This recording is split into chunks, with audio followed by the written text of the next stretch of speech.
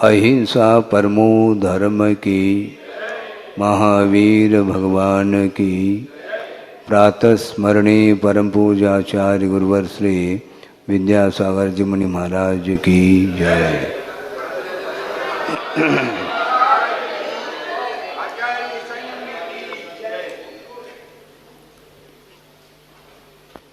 कर्म के उदय से व्याधि आ जाती है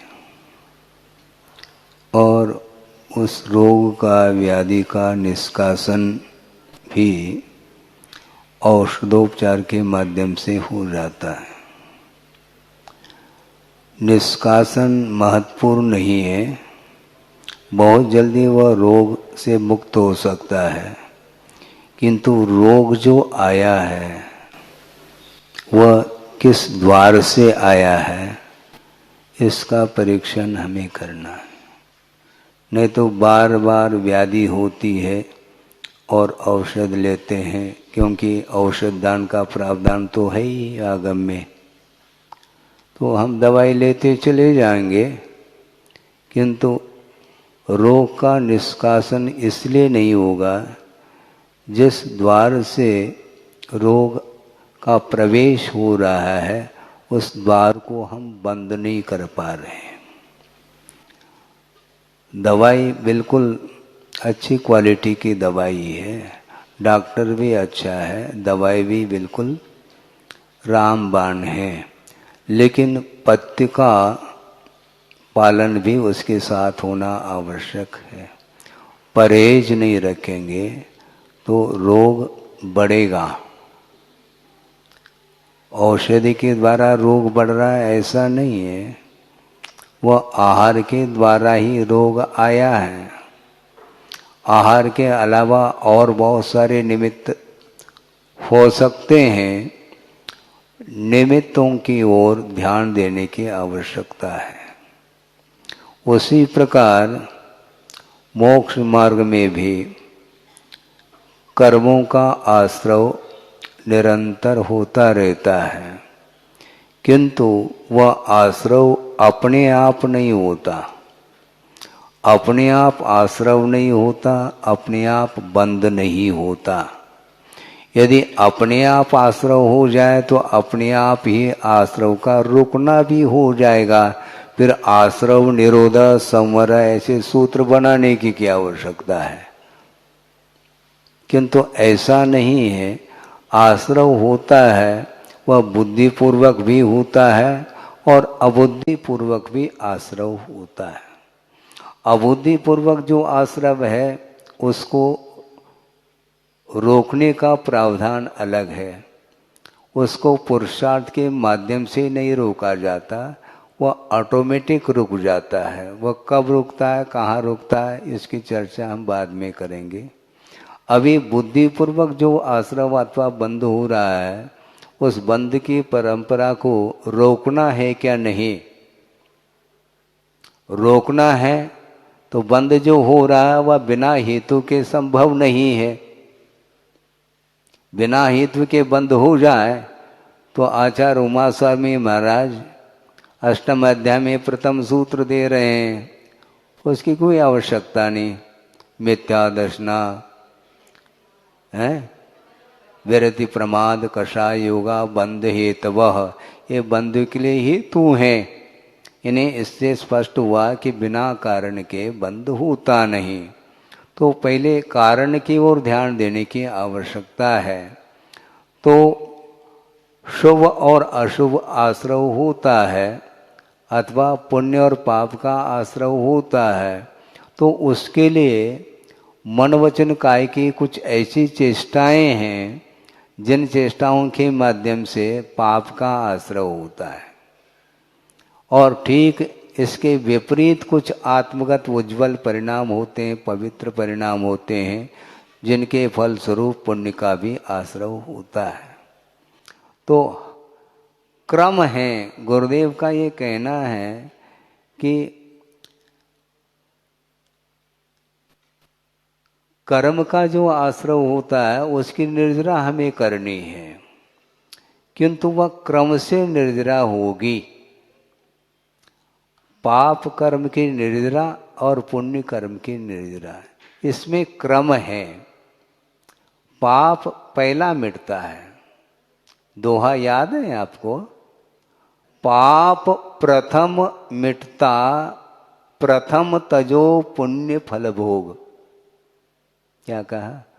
पाप प्रथम मिटता, प्रथम तजो पुण्य फल भोग, पुनः पुण्य मिटता धरो आत्म निर्मल योग। ये दोहा गुरुदेव ने सामने रखा है। पाप प्रथम मिटता, पाप का बंध हुआ है तो पाप का क्षय पहला होगा, फिर बाद में पुण्य का क्षय होगा। और मोक्ष मार्ग में पुण्य बाधक नहीं है। कुछ लोगों की धारणा हो सकती है, स्वाध्यायशील होते हुए भी इस विषय से वह अनभिज्ञ रहे हैं। उन्हें ज्ञात कर लेना चाहिए कि पाप का क्षय और पुण्य का क्षय करना है, और पाप और पुण्य ये दोनों इक्वल है, दोनों समान हैं। और कहा भी है आगम ग्रंथों में, अध्यात्म में, कुंद कुंद देव ने कहा, चाहे वह लोहे की बेड़ी हो चाहे स्वर्ण की बेड़ी हो, तो बेड़ी तो बेड़ी है, बंधन तो बंधन है। और बंधन किसको इष्ट है? संसार से मुक्त होना चाहता है प्रत्येक संसारी प्राणी, इसलिए हम बंधन से मुक्त होना चाहते हैं महाराज। इसलिए चाहे वह पाप हो चाहे पुण्य हो, दोनों को एक तराजू में तोल देते हैं, वो ठीक नहीं माना जाता। पुण्य और पाप ये दोनों बेड़ी तो हैं, क्योंकि जब संसारम प्रवेश यदि कहा, जो संसार में प्रवेश कराता है वह सुशील कैसा हो सकता है, ये कहा कुंद कुंद स्वामी ने। और उस गाथा को आप लोग भी लेकर के बैठ गए, तो क्या हुआ? अनर्थ तो होगा। पहली कक्षा का छात्र है और एक एमए का छात्र है, दोनों छात्र ही तो है। तो एमए कक्षा में जो बुक्स हैं उनको दे दो फिर पहले कक्षा वाले को, कोई प्रयोजन सिद्ध होगा क्या? नहीं होता है। उसी प्रकार यहाँ पर भी कहा जा रहा है कि पुण्य और पाप इन दोनों का आश्रय भिन्न भिन्न परिणामों से होता है। तो उसमें क्षय करना चाहते हैं तो सर्वप्रथम पाप का ही क्षय होता है। और पाप का जो क्षय होता है वह किससे होता है? पाप प्रथम मिटता, प्रथम तजो पुण्य फल भोग। पुण्य को छोड़ने के लिए नहीं कहा, पुण्य का जो फल है उसके त्याग की बात कही जा रही है। मतलब अर्थ यह हुआ कि मोक्ष मार्ग में पुण्य बाधक नहीं, किंतु पुण्य का जो फल है बड़े चाव से उसका उपभोग करता है संसारी प्राणी, इसलिए वह पाप से दूर नहीं हो सकता, अथवा पाप का क्षय नहीं कर पाता। पाप का क्षय करना हो तो पुण्य के फल से दूर रहो, क्योंकि पाप बीजे कहा है। पुण्य का जो फल है उसका उपभोग वह करेगा तो निश्चित रूप से वह पंचेंद्रिय के विषयों से उत्पन्न होने वाला जो सुख है वह पाप बीजे, ऐसा कहा है। तो पाप का बीज बोना चाहो क्या पुण्य का बीज बोना चाहो? बोलो, पुण्य का बीज बोना चाहो और पाप का बीज बोता चला जा रहा है। हम ये पूछना चाहते हैं, बहुत ही गहराई है इस विषय में, प्रसंग में, इसलिए कहा जा रहा है कि ऐसा कौन सा सम्यक दृष्टि होगा जो श्रद्धान का तो विषय बना ले कि यह पंचेंद्रिय संबंधी जो सुख है वह पाप का बीज है।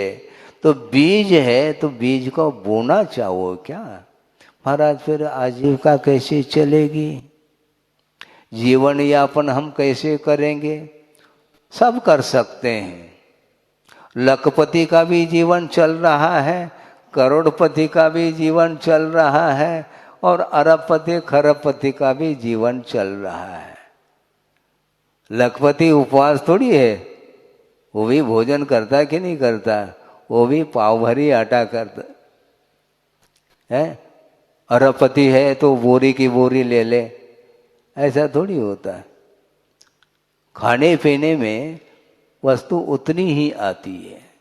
तो ये सारा का सारा पाप का जो बीज बोया जा रहा है और फिर भी मैं सम्यक दृष्टि हूं ऐसा कहता है, वह श्रद्धान किस काम का है? हे को हे के रूप में श्रद्धान भी करो और मैं अरबपति बनूं खरबपति बनूं उसकी पूर्ति में लगा हुआ है। और अरबपति भी ये ध्यान रखो, अरबपति और खरबपति भी हैं तो वह व्यापार बंद नहीं, उसका व्यापार व्यवसाय बंद नहीं किया उसने, और की भूख बनी हुई है। इसी को बोलते हैं पाप का तुम क्षय करना चाहो तो क्षय करने का रास्ता ये ठीक नहीं, ये होता है। महाराज वो तो अविरत सम्यक दृष्टि है, अविरत सम्यक दृष्टि। अपने आप टाइटल दे दिया आपने, मैं अविरत सम्यक दृष्टि हूँ। मतलब श्रद्धान सम्यक तो है आपके पास, नहीं है ऐसा मैं कहने का साहस नहीं करूँगा, किंतु कार्य को देखते हुए अपने आप ही प्रश्न चिन्ह खड़ा हो जाता है। एक व्यक्ति आए, महाराज हम परिग्रह परिमाण करना चाहते हैं। अच्छी बात है, तो क्या कितना रखना चाहो? महाराज हम 50 अरब का परिमाण करना चाहते हैं, क्योंकि परिमाण किया है। 50 अरब के बाद एक हम पाए भी नहीं रखेंगे तो परिमाण तो कहलाया है। उसको ये तो ख्याल नहीं है अपने जीवन में वो करोड़पति बनना भी बहुत कठिन हो रहा है, इसके उपरांत भी मैं 50 अरब रखता हूँ, 1 खरब रखता हूँ, इस प्रकार कह करके वो दुरुपयोग करता है और हाथ जोड़ रहा है, महाराज हमने तो परिमाण तो कर लिया। अच्छी बात है भैया, ये भी कोई परिमाण है क्या? गुंजाइश क्या है ये देखो आप, उसके अनुरूप परिमाण कर लो। अपने जीवन में वह करोड़पति तक बनना बहुत कठिन हो रहा, फिर भी अरबपति की आशा बनी हुई है। तो ऐसी स्थिति उन्हें ही पूछना चाहता हूँ कि तुम्हारी वह श्रद्धा किस काम की है? पाप बीजे भी कहो और पाप का अर्जन भी करते चले जाओ। अपने आप वित्त आने वाला नहीं, वित्त के लिए पुरुषार्थ करने की आवश्यकता है। और वह पुरुषार्थ करते करते नीति न्याय का अवलंबन लिया नहीं और अनीति के सहारे वह वित्त का अर्जन करता करता करता चला जाता है। और मान लो जीवन में वह खरबपति भी बन गया, किंतु उसका भविष्य क्या है? वर्तमान का जो जीवन जीने का जो उसकी जो शैली है, उसके माध्यम से ही भविष्य सामने आ जाता है। भविष्य की चिंता मत करो, वर्तमान में मैं क्या कार्य कर रहा हूँ, कितना उपयुक्त है, इसको ध्यान में रखो। गुरुदेव ने ये कहा था, कई बार कहा उन्होंने, अत्यधिक यदि मान लो हिंसा अथवा पाप हो जाता है तो वह अनावश्यक वित्त का जो संग्रह है, संकलन है, उसके माध्यम से ही हिंसा बढ़ती चली जाती है। इसलिए बहुत आरंभ और बहुत परिग्रह ये ठीक नहीं है, क्योंकि जो पाप अर्जित पाप है, अज्ञान दशा में जो अर्जित पाप है और वर्तमान में भी जो पाप का अर्जन हो रहा है, इन सब का प्रक्षालन करना है तो पुण्य करने की आवश्यकता है। और आपकी धारणा बन गई पाप और पुण्य दोनों इक्वल है, तो करोगे क्या आप? दोनों एक नहीं। शुद्धोपयोग की दृष्टि में शुद्धोपयोग के साथ यदि शुभोपयोग की तुलना करते हैं तो वह समय अशुभोपयोग के समान शुभोपयोग है, ऐसा कहा गया है। किसके लिए कहा? श्रमणों के लिए कहा गया। किंतु गृहस्थ अवस्था में शुद्धोपयोग की भूमिका नहीं बन सकती है, इसलिए शुभोपयोग के माध्यम से ही वह पाप का क्षय कर सकता है, करना चाहिए।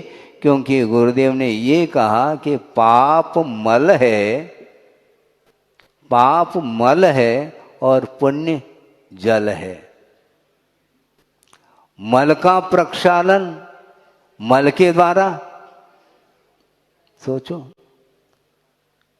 संभव है? संभव नहीं। मल का प्रक्षालन, उसको धोना है तो स्वच्छ जल के माध्यम से ही धोया जाता है। इतना भी यदि ज्ञान नहीं है तो उसके लिए उपदेश हम दे नहीं पाएंगे, पक्की बात है। इतना कॉमन सेंस भी नहीं है तो उसको हम क्या उपदेश देंगे? वो कह रहा है कि महाराज मैं 50 अरब रखना चाहता हूं और परिमाण भी कर लिया तो हम भी अनुवृत्ति के श्रेणी में आ गए। अरे तो अनुवृत्ति के श्रेणी में क्यों? तुम सिद्धों के श्रेणी में आ जाओ ना, क्या हमें बाधा थोड़ी है? आपको श्रेणी में ही आना है तो इस ढंग से थोड़ी आपको श्रेणी में बिठाया जा सकता है। बेहतर परिणाम कैसे हैं आपके, ये सोचो समझो। लेकिन बात समझ में नहीं आती। और श्रद्धान, हमारा श्रद्धान अटूट श्रद्धान है। किसके ऊपर है आप जानो, आपका काम जानो। अटूट श्रद्धान है, विषयों के प्रति है, मोक्ष मार्ग के प्रति श्रद्धान होना चाहिए। भगवान की क्या आज्ञा है? भगवान यही आज्ञा दी है?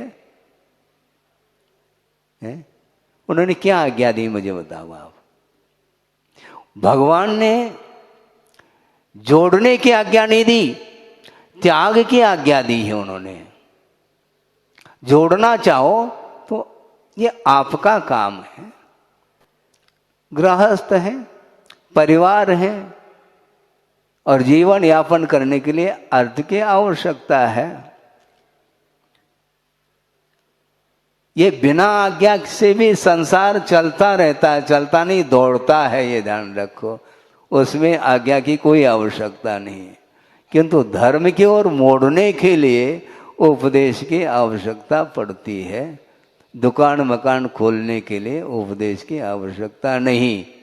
किसी ने कहा, अभी विहार करते आ रहे थे, कि महाराज उधर भी तो देखो, ये फैक्ट्री है हमारी, उसके लिए आशीर्वाद दे दो महाराज। हमने कहा, फैक्ट्री ने नमोस्तु किया क्या? फैक्ट्री के लिए मैं आशीर्वाद दे दूं? वो नमोस्तु कर ले, हम बाद में सोचते हैं। ये सब क्या है? सांसारिक कार्यों के लिए आरंभ परिग्रह आदि के क्षेत्र में मैं आशीर्वाद दे दूं तो सबसे ज्यादा तो बंद मुझे होगा, क्योंकि समर्थन हमने किया है। पाप का समर्थन हम नहीं कर सकते, ये पक्की बात है।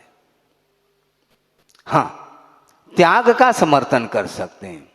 ये कह सकते हैं इस प्रकार का व्यापार तुम्हें नहीं करना चाहिए, इस प्रकार का व्यापार नहीं करना चाहिए, आदि आदि। फिर कौन सा करूं महाराज? ये नहीं करना, बाकी तुम्हारा विषय है। क्योंकि कोई भी तुम व्यवसाय करोगे उसमें आरंभ तो होगा, और बिना आरंभ के परिग्रह का संचय संभव नहीं है। इसलिए उसमें मेरा आशीर्वाद नहीं है, त्याग के क्षेत्र में मेरा आशीर्वाद है। पहली मछली छोड़ो, ये त्याग का आशीर्वाद, त्याग के लिए आज्ञा दी है। बाकी सब ले हो, इसलिए आज्ञा दी क्या? इसके लिए संभव नहीं। वो बिना आज्ञा की वो ले रहा है, हमने छुड़ाया है। तो इसलिए ये सब जो है घूम फिर करके उधर ही ध्यान है इसका। तो पाप मल है और पुण्य जल है। पुण्य के माध्यम से पाप को धोना चाहो तो धो सकते हैं, नहीं है तो पाप की गठरी और बड़ी होती चली जाएगी। उसको कहाँ पर उसको धोओगे, संभव नहीं है। वो दुर्गति का कारण पुण्य नहीं है, वो पाप है। श्रद्धान का भी विषय बनाओ, ये पंचेंद्रिय के विषय ये है कहो, और त्याग की बात आ गई तो 50 अरब महाराज हम रखना चाहते हैं, बाकी 1% भी नहीं रखना चाहते हैं। ये बात आ गई। सोचो, विचार करो, क्या विचार है मन में। विषयों के प्रति आसक्ति दूर नहीं होती है। इसलिए अपने को पुण्य का संचय करना है, और साथ से पुण्य का संचय करने के लिए आचार्य कहते हैं ये अवसर है। साथ से पुण्य का अर्जन देव गति में भी संभव नहीं, ये ध्यान रखो। हाँ, देव गति में भी संभव नहीं, क्योंकि प्रारंभ यहीं पर करता है। तीर्थंकर प्रकृति का बंध का जो प्रारंभक होता है, प्रस्तापक होता है, वह कर्म भूमि का मनुष्य ही होता है, पुरुष ही होता है, ये कहा है। और यहाँ पर बंद करने के उपरांत निरंतर वहाँ पर देवगति में भी तीर्थंकर प्रकृति का बंध कर रहा होता है, किंतु प्रारंभ किसने किया? मनुष्य पर्याय में ही संभव है। इसलिए मनुष्य पर्याय मिली है और सागरोपम आयु है नहीं, इसलिए जितनी आयु है उतने में ही अपने को प्रतिक्षण साथ से पुण्य संचय करने की कला आनी चाहिए। प्रवचन कला तो आ सकती है, किंतु साथ से पुण्य संचय करने की कला बहुत कठिन है। यूं खेल नहीं है, क्योंकि वह बिना त्याग के संभव नहीं। हाँ, त्याग अनिवार्य है। इसलिए पाप प्रथम मिटता किससे? प्रथम तजो पुण्य फल भोग। सर्वप्रथम पुण्य के फल को छोड़ोगे तो पाप मिटेगा, नहीं है तो मिटने वाला नहीं है। ताले में बंद करके रखा है किसको? पुण्य के फल को। पुण्य के फल को ताले में बंद किया है, हाँ, तो पुण्य का संचय होगा क्या? उसको छोड़ो, पुण्य के फल को छोड़ो। पूरा ही छोड़ दे महाराज, तुम्हारी इच्छा है, कोई दिक्कत नहीं हमें, लेकिन पूरा न छोड़ सको, जितना आवश्यक है उतना रख लो। अननेसेसरी ठीक नहीं, अनावश्यक ठीक नहीं। आवश्यक है तो ठीक है। गृहस्थ है तो परिग्रह रखता है, रखेगा वो, क्योंकि सागार है। मान लो उसमें से प्रसंग बना लेते हैं, वस्त्र हैं, वस्त्र की आवश्यकता है, बिल्कुल ठीक है। एक बार में कितनी जोड़ी पहनते हैं? एक ही है ना। फिर रखा कितने? 10 जोड़ी, 20 जोड़ी, 25 जोड़ी, 50 जोड़ी है, 500। अच्छा, तो इतनी जो जोड़ी हैं वो कब नंबर आएगा? नहीं महाराज, प्रतिदिन हम 4-5 बार बदल देते हैं तो हो जाता है। क्या आवश्यक है? क्या आवश्यक है? नहीं। दूसरी बात, ये तो क्वांटिटी की बात हो गई। अब क्वालिटी की बात कर लो। आप वस्त्र लट्ठा भी पहन लो तो भी शरीर की रक्षा होगी, और मलमल भी पहनो तो भी होगी। तो ये मलमल की क्या है? हाथ क्यों मल रहे हो? मलमल सुपर क्वालिटी का वस्त्र चाहिए, A क्लास, उसमें समझौता नहीं। ये आवश्यक है? नहीं है। श्रद्धान क्या है? श्रद्धान विषय है महाराज। श्रद्धान विषय जो है, श्रद्धान में क्या है? पंचेंद्र के विषय है। जब हे है तो अच्छी क्वालिटी का क्यों लेते हो आप? हे जब हे ही है तो ये चयन क्यों? ये चयन पद्धति, चुनाव क्यों है? बहुत कठिन होता है महाराज। आप सभी खोलना चाह रहे हैं कि आप खोल नहीं रहे हैं, खुला हुआ है। खोल नहीं रहे हम, जो खुला हुआ है वह बिल्कुल सबको ज्ञात है, लेकिन वह छूटता नहीं है। इसी को बोलते हैं आसक्ति विषयों के प्रति। और इसकी पूर्ति के लिए वह वित्त का संचय निरंतर कर रहा है। एक गरीब है, वह भी पहन लेता है, उसके पास वस्त्र नहीं ऐसा नहीं, वह भी पहन लेता है, पर्याप्त है। मर्यादा के लिए वस्त्र की आवश्यकता है, हो गया काम। तो लट्ठा नहीं पहन सकते। हाँ, और वह हाई सुपर क्वालिटी का चाहिए तो उसके लिए लठ मार करने की आवश्यकता पड़ेगी। यानी असत्य का सहारा लेना पड़ेगा, उसके बिना वह संचय होगा नहीं उसका। तो यही करना है क्या?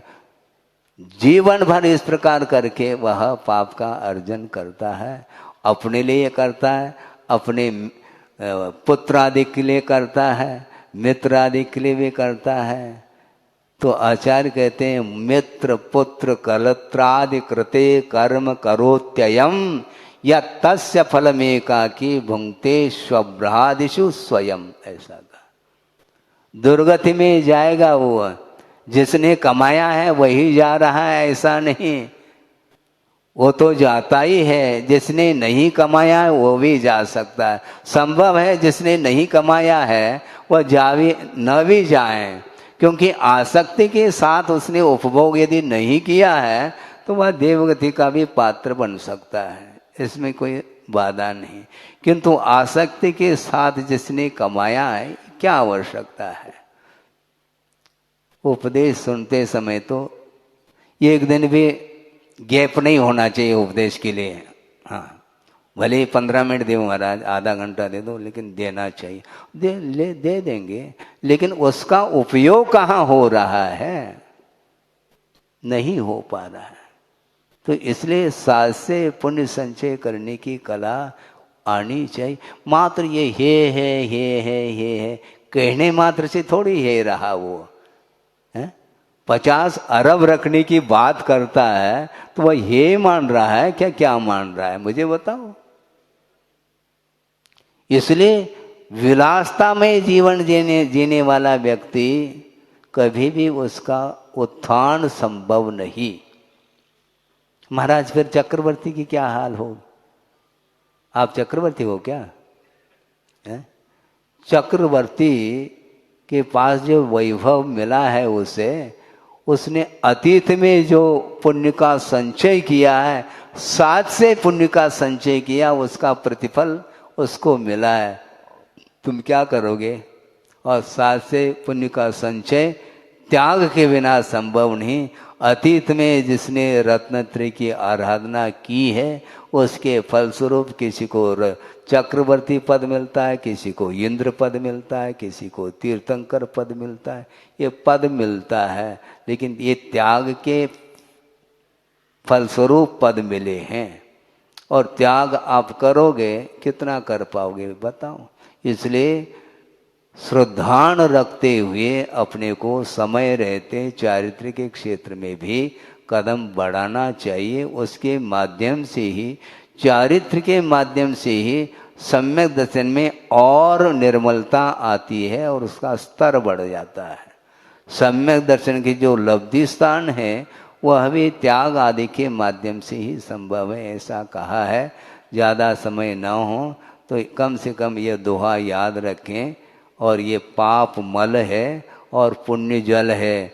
जल हो आपके पास तो मल को धो पाओगे, नहीं तो मल के द्वारा तो मल का प्रक्षालन संभव नहीं। इसलिए आपको क्या करना है आपका विषय है। मेरा तो इतना ही कहना है, मेरा नहीं कहना है।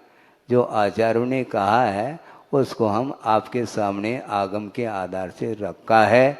इसलिए संसार का विच्छेद यदि करना चाहो तो निश्चित रूप से पुण्य का संचय करो, और पुण्य के संचय करने के फलस्वरूप जो फल मिलता है उसका परित्याग करते हुए पाप का क्षय किया जा सकता है। करें इस पवित्र भावना के साथ। अहिंसा परमो धर्म की जय।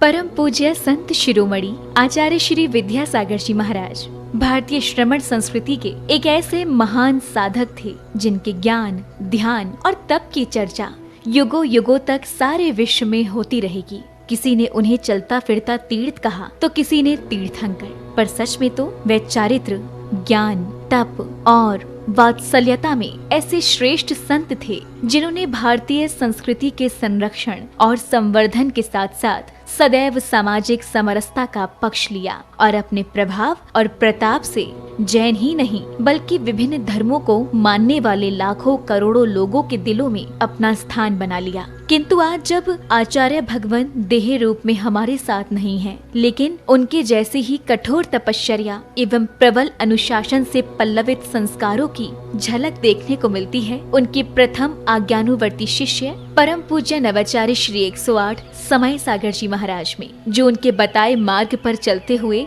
आज विश्व में धर्म की महती प्रभावना कर रहे हैं। आइए देखते हैं संत शिरोमणि आचार्य श्री 108 विद्यासागर जी महाराज के जन्म के 12 वर्ष बाद उन्हीं पुण्यवान माता के गर्भ से शरद पूर्णिमा के ही पावन पर्व पर जन्मे परम पूज्य नवाचार्य श्री 108 समय सागर जी महाराज की संयम पूर्ण जीवन यात्रा। आचार विचार हो या व्यवहार, तपश्चरण हो या संस्कार या फिर हो व्यक्तित्व की बात, परम पूज्य नवाचार्य श्री 108 समय सागर जी महाराज प्रत्येक दृष्टि से साक्षात आचार्य भगवान की प्रतिलिपि कहे जा सकते हैं। और हो भी क्यों ना, आखिर जन्म देने वाले माता पिता तो एक ही हैं, और फिर इसे एक विचित्र संयोग कहें या फिर मलप्पा जी और श्रीमती जी के पूर्व भवों का पुण्योदय, जो उन्हें 27 अक्टूबर सन 1958 को शरद पूर्णिमा के ही पावन पर्व पर पुनः एक बालक के माता पिता बनने का सौभाग्य प्राप्त हुआ। 6 भाई बहनों में सबसे छोटे किंतु शांत प्रवृत्ति के इस बालक का नाम शांतिनाथ रखा गया। शांतिनाथ जैन बाल्यावस्था से ही पढ़ने लिखने में तो कुशाग्र थे ही, लेकिन जैसे जैसे समय बीतता गया वैसे वैसे उनकी रुचि धर्म और आध्यात्म में बढ़ने लगी, और इसी अभिरुचि के कारण ही मात्र 17 साल की उम्र में ही शांतिनाथ जा पहुँचे राजस्थान स्थित श्री महावीर जी में विराजमान आचार्य श्री विद्यासागर जी की शरण में, जहां 2 मई 1975 को आचार्य श्री ने शांतिनाथ जी की प्रार्थना स्वीकार कर उन्हें ब्रह्मचर्य व्रत दे दिया। ब्रह्मचर्य व्रत धारण करते ही ब्रह्मचारी शांतिनाथ जी दिन रात गुरु सेवा और धर्म ध्यान में तल्लीन हो गए।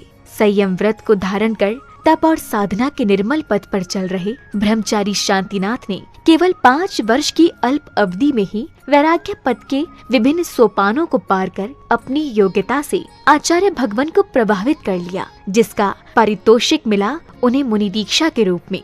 8 मार्च 1980 को मध्य प्रदेश के छतरपुर स्थित श्री दिगंबर जैन सिद्ध क्षेत्र द्रोणगिरी में आचार्य श्री विद्यासागर जी महाराज ने उन्हें मुनि दीक्षा प्रदान कर दिगंबर मुद्रा का पूर्ण साधक घोषित कर दिया और नाम दिया मुनि श्री समय सागर जी महाराज।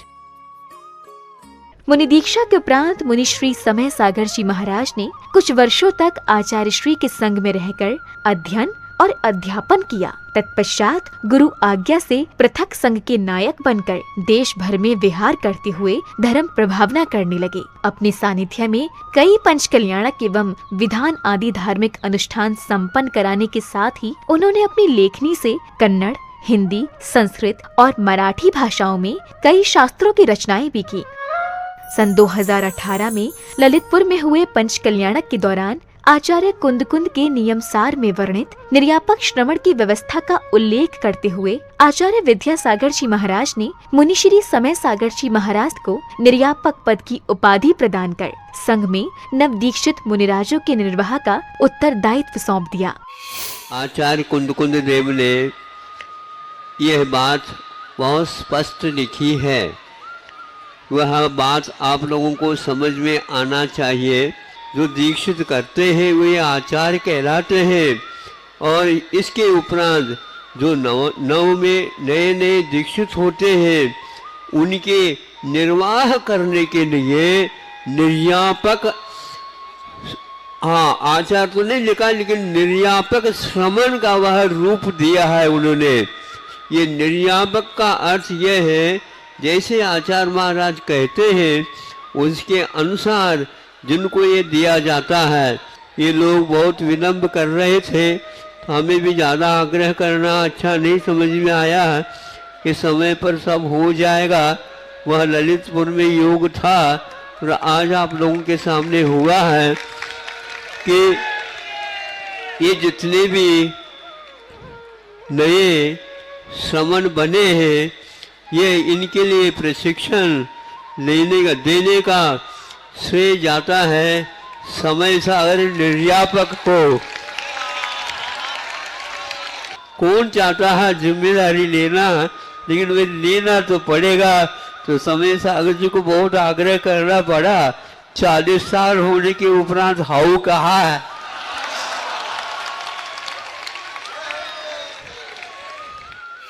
समय अपनी गति से चलता रहा। छत्तीसगढ़ के डोंगरगढ़ स्थित चंद्रगिरी तीर्थ में विराजमान आचार्य श्री विद्यासागर जी महाराज ने 6 फरवरी के ही दिन आचार्य पद के लिए निर्यापक श्रमण मुनि श्री समय सागर जी महाराज को चुन लिया एवं अपनी समाधि से 3 दिन पूर्व 15 फरवरी 2024 को आचार्य पद का त्याग कर पूर्ण संलेखना की ओर अग्रसर हो गए।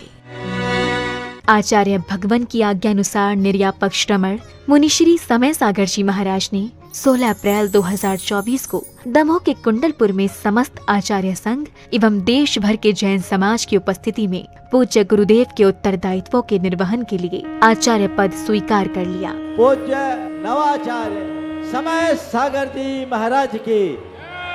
अंततः ये कहा जा सकता है कि आज का दिन केवल एक पर्व ही नहीं बल्कि स्वर्णिम अक्षरों से लिखित एक ऐसा अध्याय है जो विश्व के धार्मिक इतिहास में सदा ही अमर रहेगा।